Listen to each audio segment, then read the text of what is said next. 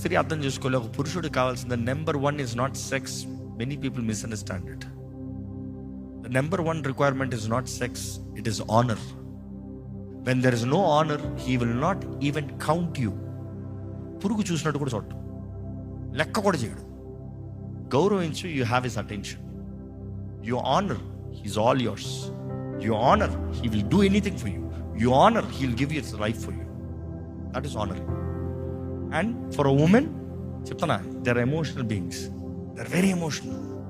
Love, they need that pamper, they need that love. అందుకని ఒక స్త్రీకి నువ్వు 10 లక్షలు పెట్టి డైమండ్ రింగ్ కొన్నావు ముఖ్యం కాదు. 10 రూపాయలు పెట్టి ఒక ఫ్లవర్ తీసుకొచ్చి ఐ లవ్ యూ అని చెప్పు, అయిపోయింది. Simple as that. Agreed with me? Say absolutely.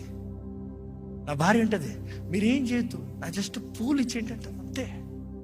అందుకే నా ఇల్లంతా పూలతో నింపిస్తా. గ్యాప్ దొరికితే పూలు తెచ్చిపెట్టేస్తాను నేను. అంటాను, ఈ పూట కోసిస్తామ్మా నీకు కావాలంటే. I be very honest.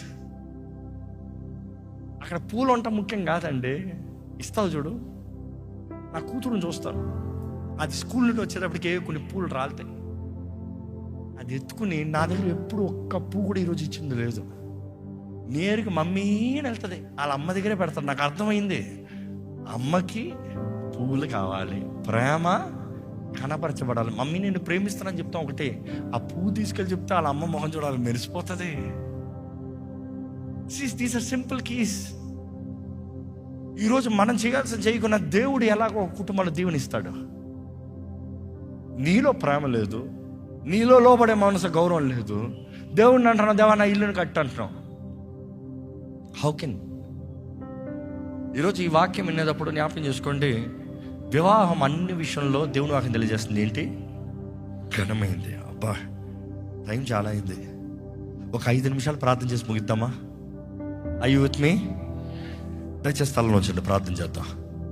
దేవా